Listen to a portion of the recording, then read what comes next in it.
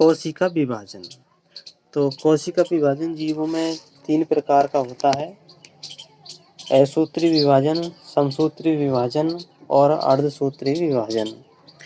असूत्री विभाजन यह सबसे तेज गति से होने वाला विभाजन होता है और यह अमीबा, यीस्ट, जीवाणु, विषाणु, नील हरित शैवाल और प्रोटोजोआ में पाया जाता है। अगला है समसूत्री विभाजन। तो समसूत्री विभाजन की खोज फ्लेमिंग ने की थी और यह काई कोशिकाओं में पाया जाता है। एक कोशिका से 2 कोशिका बनती है और दोनों पुत्री कोशिकाओं में गुणसूत्रों की संख्या मातृ कोशिका के समान होती है।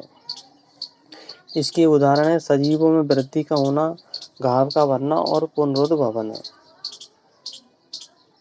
समसूत्री विभाजन। समसूत्री विभाजन को 3 अवस्थाओं में बांटा गया है। अंतरावस्था, केंद्रक विभाजन अवस्था और कोशिका द्रव्य विभाजन अवस्था। अंतरावस्था को विरामावस्था भी कहते हैं और यह 2 कोशिका विभाजन के मध्य की अवस्था होती है। जब कोशिका विभाजन में जाती है तो इसमें अंतरावस्था की 2 विशेषताएं होती हैं। पहली विशेषता ये होती है कि जिन कोशिकाओं को विभाजन नहीं होना होता है वो अंतरावस्था में ही रहती है, विरामावस्था में ही रहती है। यानी कि जो अंतरावस्था होती है 3 भागों में बांटते हैं हम, प्रथम वृद्धि काल, संश्लेषी काल और द्वितीय वृद्धि काल। तो इनमें प्रथम वृद्धि काल नहीं होता है, यानी प्रथम वृद्धि काल 0 होता है। तंत्रिका कोशिका इसका उदाहरण है। अब आगे चलते हैं हम। अंतरा कोशिका, जो अंतरावस्था होता है इसमें विभाजन 3 प्रकार से होता है, वो हम देखते हैं। जब कोशिका G0 अवस्था यानी कि जब वृद्धि काल नहीं होता है तो कोशिका वृद्धि नहीं होती है, तंत्रिका कोशिका में नहीं होती, फिर आगे की प्रोसेस नहीं होती। जिन कोशिका में विभाजन होना होता है उसमें कोशिका अपने आकार में वृद्धि करती है और प्रोटीन व आरएनए का संश्लेषण होता है और यह जो संश्लेषण हो जाता है डीएनए संश्लेषण के लिए उत्तरदायी होता है। फिर जो अगली अवस्था होती है संश्लेषी काल अवस्था, इसमें डीएनए का संश्लेषण होता है, इसको एस अवस्था भी कहते हैं।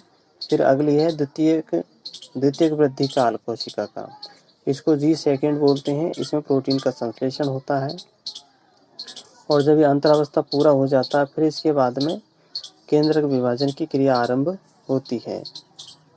जब कोशिका अंतरावस्था की तीनों क्रियाओं को पूरी कर लेती है तब वह केंद्रक विभाजन में चली जाती है और इसमें 2 पुत्री केंद्रक बनते हैं और केंद्रक विभाजन 4 चरणों में पूरा होता है।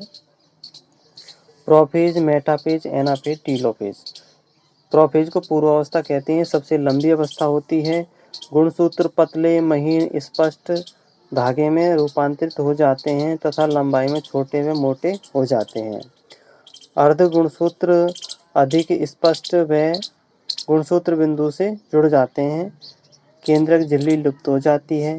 तारक का विभाजित होकर 2 पुत्री तारक केंद्र बनाता है तथा तारक केंद्र ध्रुवों की ओर चले जाते हैं। मध्यावस्था, मेटाफेज।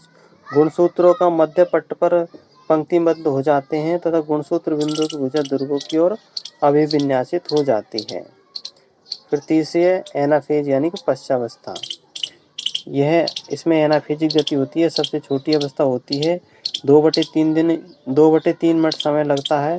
गुणसूत्र बिंदु विभाजित हो जाते हैं और अर्धसूत्रों की विपरीत ध्रुवों की ओर गति करते हैं। तरगु तंतु संकुचन होने से गति होती है। चौथी है अंत्यावस्था। पूर्वावस्था की उल्टी अवस्था होती है। गुणसूत्र ध्रुवों पर लंबे होने लगते हैं। केंद्रक स्पष्ट व केंद्रक कला निर्माण हो जाता है। पुत्री तारक से तारक का निर्माण हो जाते हैं और फिर आता है अगला कोशिका द्रव्य विभाजन। कोशिका द्रव्य विभाजन जंतु कोशिकाओं में विदलन द्वारा होता है और पादप कोशिकाओं में कोशिका पट्ट द्वारा होता है।